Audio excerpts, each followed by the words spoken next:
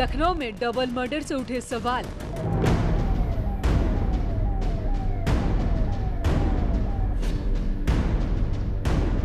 Shooter बेटी ने मां और भाई को क्यों मारा?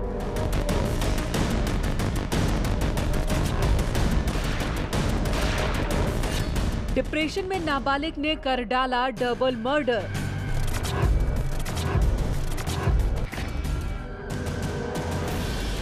इमोजी से गिरते आंसू का क्या है राज?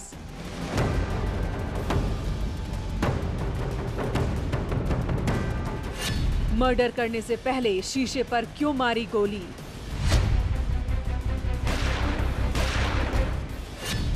क्या कोरोना काल में खतरनाक साबित हो रहा अकेलापन?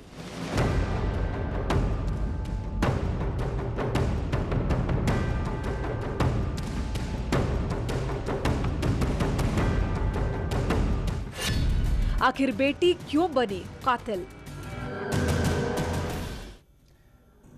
तो इसी पर हम चर्चा करेंगे, क्योंकि जो खबर सामने आई थी दोहरे हत्याकांड ने जितना सबको चौंकाया, उससे ज्यादा उस वक्त लोग चौंक गए और सोचने पर मजबूर हो गए जब कातिल बेटी निकली। लेकिन इन सबके बीच एक और नया मोड़ इस पूरे घटनाक्रम में आया है। जो बड़ी खबर इससे जुड़ी आ रही है, डबल मर्डर के मामले में पुलिस ने अज्ञात के खिलाफ मुकदमा दर्ज किया है, जबकि बेटी को गिरफ्तार किया गया है कत्ल के आरोप में। लेकिन रेलवे अधिकारी ने, यानी कि जिनकी पत्नी और बेटे का कत्ल हुआ है, उन्होंने गौतमपल्ली थाने में मुकदमा दर्ज कराया है और अज्ञात के खिलाफ थाने में एफआईआर दर्ज कराई गई है। तो रेलवे अधिकारी की पत्नी और बेटे की हत्या हुई है, जिसमें पुलिस ने उनकी ही बेटी को गिरफ्तार किया जो काफी अवसाद में थी, डिप्रेशन में थी।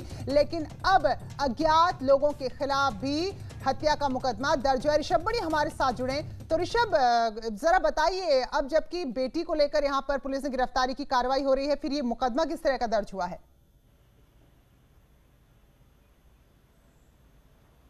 प्रीति, देखिए, code of criminal procedure CrPC में ये प्रावधान है जिसमें वादी के हित को सबसे ऊपर रखा जाता है और वादी इसमें रेलवे अधिकारी राजेश दत्त वाजपेयी हैं।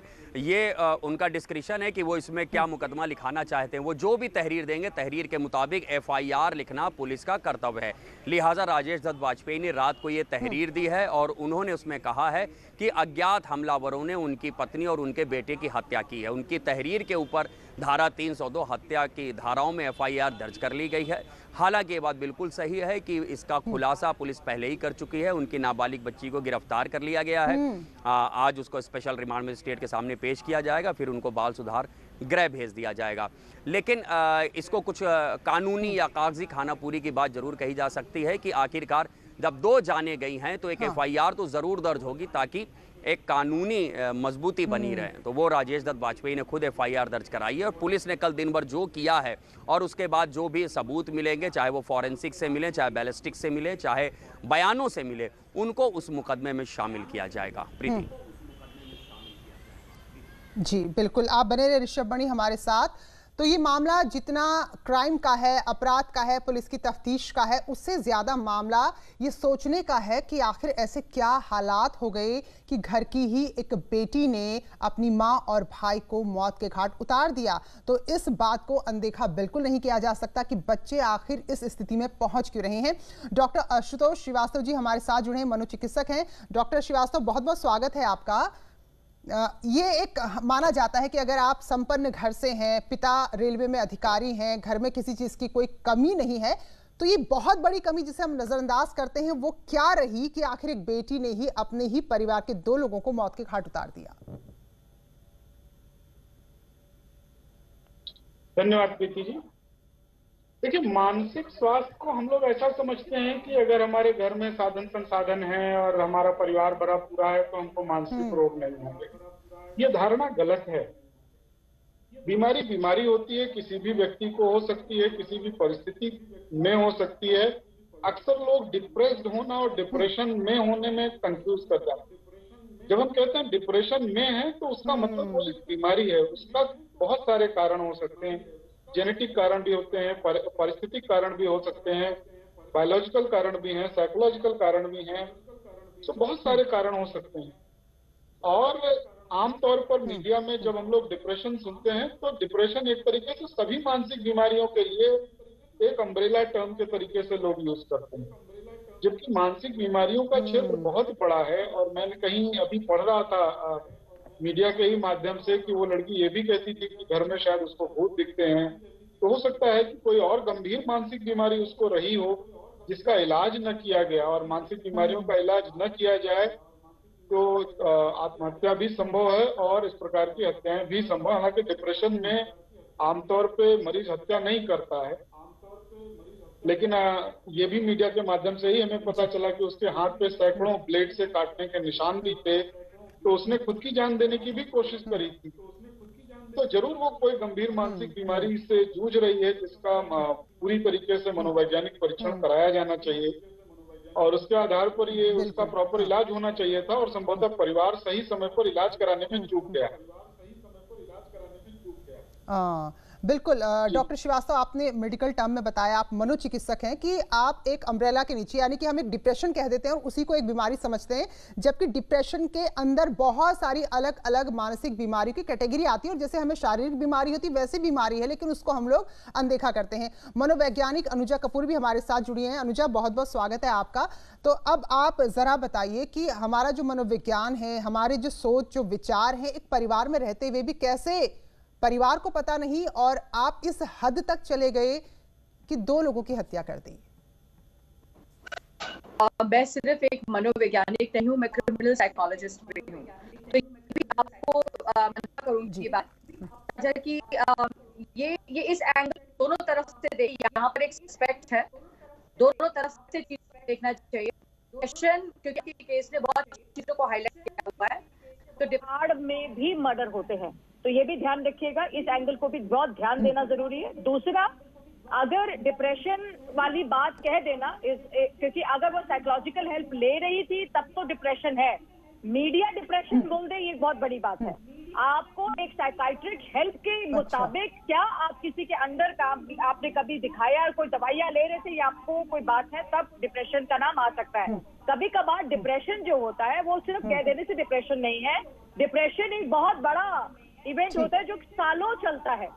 तो इसके अंदर जो अगर उसको भगवान की बातें या कोई और थर्ड पर्सन बात कर रहा था तो उसको हम कहते हैं स्किज़ोफ्रेनिया। तो स्किज़ोफ्रेनिया, मेरे साथ और भी मनोवैज्ञानिक पैनल में बैठे हैं, वो मानेंगे कि स्किज़ोफ्रेनिया होता है जहाँ पे आपको हेलुसिनेशन होता है, और आपको यहाँ पर इतना हेलुसिनेशन होता है कि आप यहाँ पर एक्ट ऑफ गॉड, मतलब भगवान ने बोला है या कोई डीमन बोल रहा है, कोई भूत प्रेत है और वो मुझे कह रहा है या मुझे मारना चाहता है, तो वो स्किज़ोफ्रेनिया में आता है। बट क्या ये देखना बहुत जरूरी है, क्योंकि अपने बाप को उसने कत्ल नहीं किया, उसने कत्ल किया अपने माँ और अपने भाई का। तो ये भी पता लगाना बहुत जरूरी है कि उसके तालमेल उसके माँ और उसके भाई के साथ कैसे थे। क्या सिर्फ और सिर्फ शूटिंग में नेशनल लेवल पर काम करने से सिर्फ आप ये बात को नहीं बोल सकते, क्योंकि नेशनल लेवल पर शूटिंग करने के लिए आप फोकस्ड होते हैं। आपके लिए डिप्रेशन आपने ढोंग रचाया कि आपने उसकी आड़ में इंसैनिटी को कवर करने के लिए, क्योंकि मैं एक लॉयर भी हूँ तो इसलिए वो भी बता रही हूँ कि जनरल एक्सेप्शंस लिए जाते हैं, जनरल एक्सेप्शंस लिए जाते हैं, और उसमें इंसैनिटी के अंदर आप अपने आप को ये इंसेन का रूप लेकर आपको कम 302 के अंदर आपको कम सजा मिल सकती है। तो आप ये कहेंगे कि मैं पागल हूँ, ये तो आप मेंटल असाइलम में जा सकते हैं। तो ये बहुत बड़ा चक्रव्यूह होता है। ये बच्चे जो हैं आज की डेट में, इन्होंने बहुत, और आजकल नेटफ्लिक्स में बहुत ऐसी चीजें मिल गई हैं, how to get away with murder, कि किस तरीके से, जैसे अभी हम सुशांत के केस को भी बहुत बारीकी से देख रहे हैं, तो ये भी बहुत समझना जरूरी है कि इसकी प्रॉपर जांच हो, पहले टाइम से ही इसे सस्पेक्ट माना जाए। डिप्रेशन की आड़ में अगर पूरा गेम ये चलाया गया है या सच में वो डिप्रेशन में थी, तो किसने उसको बताया कि डिप्रेशन में है?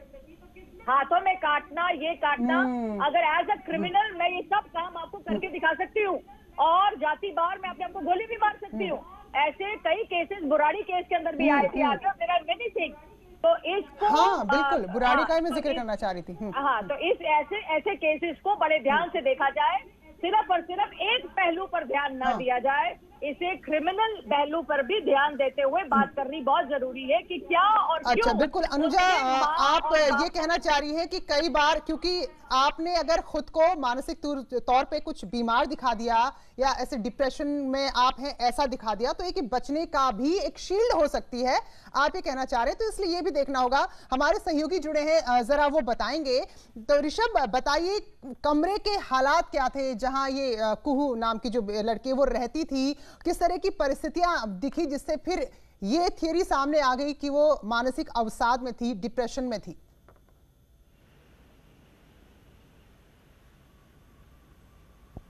प्रीति देखिए, पुलिस की जो इन्वेस्टिगेशन है वो बहुत ही सीनियर लेवल के अफसर मौके पर पहुंचे थे। यूपी के डीजीपी पहुंचे थे, लखनऊ के पुलिस कमिश्नर, वहां के जॉइंट जो पुलिस कमिश्नर हैं उस एरिया के डीसीपी सब पहुंचे थे।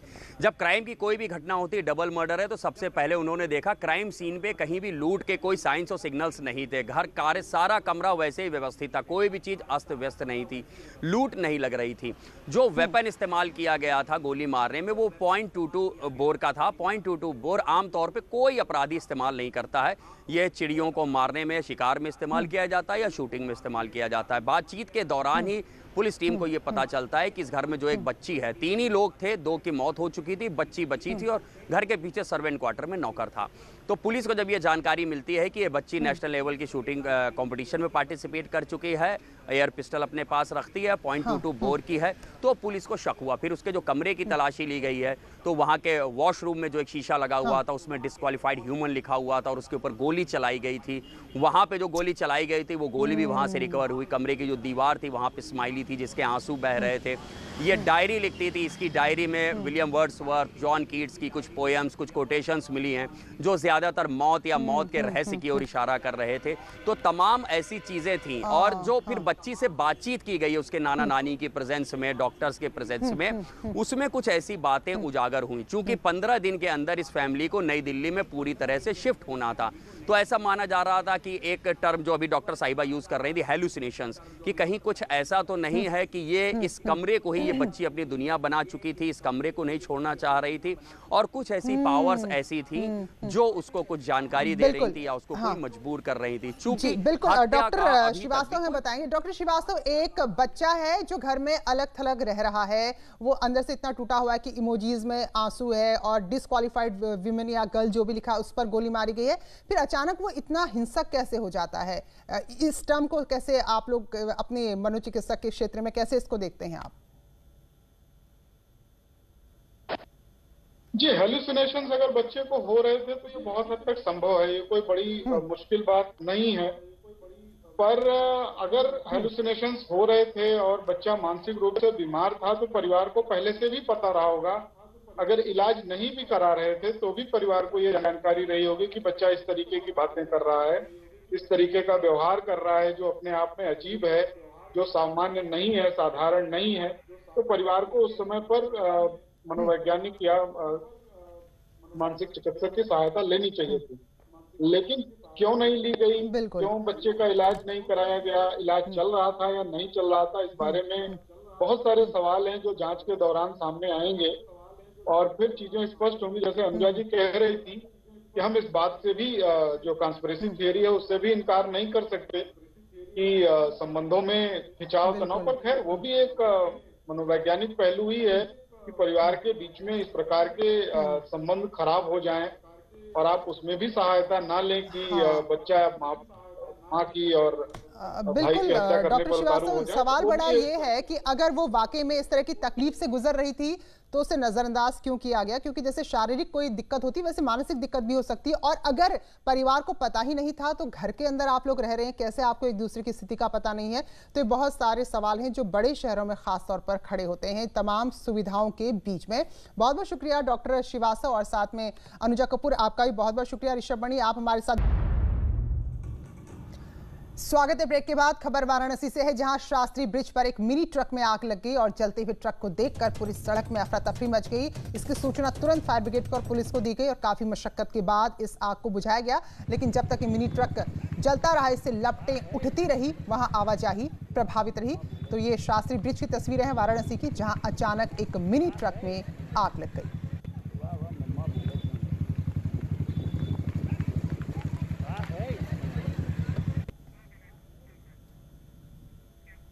गाजियाबाद के मोदी नगर की एक पुलिस चौकी में सांप का वीडियो सामने आ रहा है। तस्वीरों में साफ नजर आ रहा है कि चौकी के अंदर एक बड़ा ही जहरीला सांप है जो दीवार में रेंग रहा है और वहीं पर बगल में कुछ कपड़े भी खूंटे में देखे टंगे हैं। तो किस्मत अच्छी थी कि सांप दिख गया, वरना किसी भी कपड़े में या जो बैग जो भी सामान रखा अगर उसमें छिप जाता तो किसी को बड़ा नुकसान हो सकता था। तो ये चौकी के अंदर की तस्वीरें हैं जहां सांप देखकर पुलिस वालों को भी काफी डर लग गया।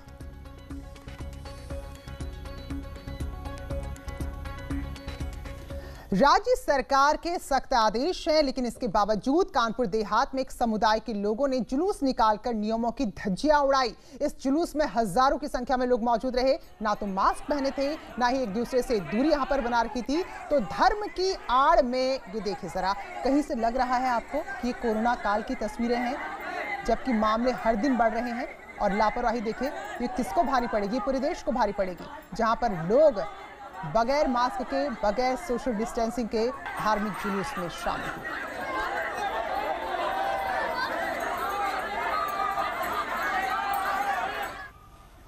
बात शहादत की करेंगे। मुजफ्फरनगर के वीर सपूत शहीद प्रशांत शर्मा को नम आंखों से अंतिम विदाई दे दी गई। शुक्रवार देर रात्रि जम्मू कश्मीर के पुलवामा में आतंकियों से मुठभेड़ के दौरान शहीद हो गए थे। तो सुबह प्रशांत शर्मा का पार्थिव शरीर जैसे ही उनके घर पहुंचा तो पूरा माहौल ही गमगीन हो गया। सैकड़ों की संख्या में, बल्कि लाखों की संख्या में लोग यहाँ थे। भीड़ इतनी ज्यादा थी, मंत्री, विधायक, आला अधिकारी थे जिन्होंने जवान को श्रद्धांजलि दी और पूरे राजकीय सम्मान के साथ शहीद प्रशांत शर्मा को नगर कोतवाली क्षेत्र स्थित शमशान घाट में अंतिम विदाई दी गई। तो गन्ना मंत्री सुरेश राणा भी यहाँ पर मौजूद थे। सरकार ने शहीद जवान के परिजनों को 50 लाख रुपए की आर्थिक मदद देने का ऐलान किया है। तो 22 साल के थे प्रशांत, जिन्होंने देश के लिए सबसे बड़ा बलिदान दिया है। मैं भारत माता के लाडले सपूत, जाबाज सैनिक शहीद प्रशांत शर्मा जी को उत्तर प्रदेश सरकार की ओर से, माननीय मुख्यमंत्री जी की ओर से, अपनी ओर से विनम्र श्रद्धांजलि अर्पित करता हूं। और भारत माता के ऐसे लाडले सपूतों की शहादत पर इस पूरे देश को गर्व है। तो शहादत से पूरा परिवार जो है वो हिल जाता है। वाकई में 22 साल का बेटा जिसकी शादी की तैयारी चल रही थी, उसके अचानक शहादत की खबर आई। लेकिन एक शहीद का जाना, कितनी शानदार तरीके से उसकी विदाई होती है, यही वो गौरव की बात है जिसमें हर कोई फख्र करता है। देखिए जरा, जब शहीद प्रशांत शर्मा को अंतिम विदाई दी गई तो कितनी बड़ी संख्या में लोगों का पूरा हुजूम उमड़ गया इस वीर सपूत को सलाम करने के लिए, इस वीर सपूत को नमन करने के लिए। ये 3 तस्वीरें हैं जहां अंतिम विदाई दी जा रही है, अंतिम संस्कार हो रहा है। सेना ने सलामी दी और आसपास के जो भी लोग थे वो भी इस अंतिम यात्रा में शामिल